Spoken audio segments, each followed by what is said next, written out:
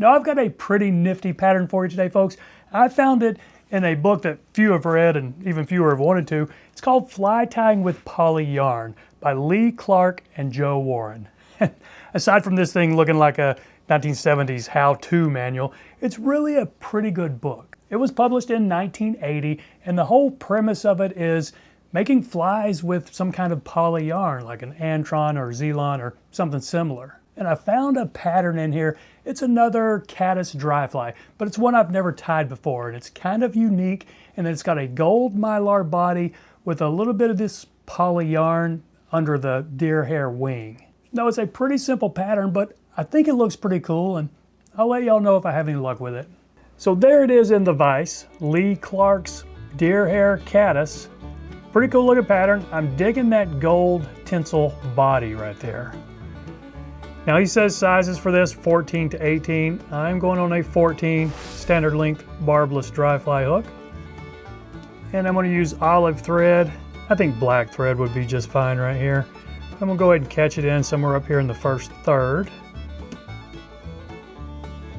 And I'm going to leave my thread up in the middle, catch in some gold Mylar tinsel. It's not going to be a real long body because we do have two components going up front, but it's going to be enough to get us some pretty cool metallic looking effect there.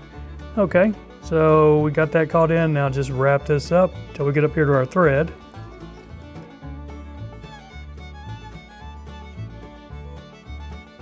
All right, let's catch this one off with 2 or 3 tight wraps right here.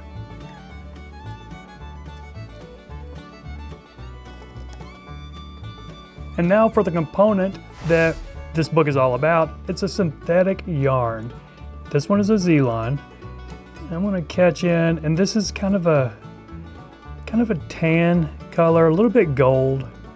Go right there, and I've got the front to snip, and then we'll trim it to size as well.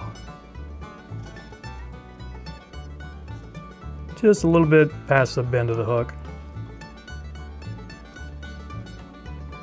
Now we'll just take a small to medium tuft of standard deer body hair. Put it in your stacker if you want. Let's see how that did. Okay, that's fine. And I'm going to try to make this just a little bit longer than that underwing right there. Okay, that should work. And I'm going to do a loose wrap to begin with because I kind of want it to spread around the hook on me. Okay, and then I'll do a tight wrap so it'll flare up just a little bit. Don't worry about it flaring in the front. We're going to trim all that. Okay, that looks okay coming off the back. Now just trim all this mess.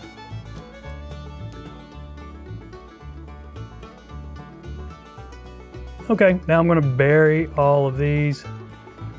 Hopefully I'm not going to crowd my eye. And I want to go a little farther back because I am going to heavily hackle this thing. But before I do that, I do have a couple of this deer hair, a couple of these hairs coming off the side and the underside that I don't really want, so I'm going to trim them right now, which will be a bit easier to trim now as opposed to when I've got this collar hackle on. Okay, I think that's looking fine. I'm going to do a few more wraps just because I've got some butt ends sticking out right there, and this is pretty thin thread. I can get away with it.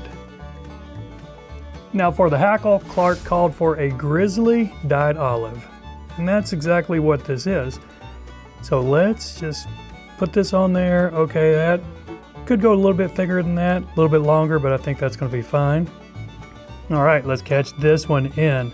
Now, how many wraps you put with this, I would say that's totally up to you.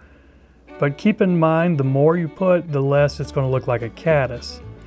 Which in my case, I'm kind of fine with that because I will probably fish this as an attractor as much as a caddis.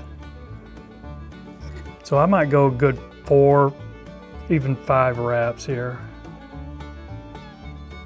All right, now I've got a couple of those deer hair going forward, see if I can lay them back down. Okay, we're fine right there. All right, I think that was 5 wraps. Let's catch it off.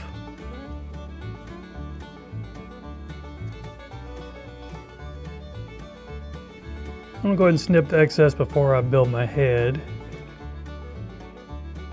And then try to pull a couple of these wayward fibers going back. One of them I'm gonna have to trim, but enough wraps to get room for our whip finish.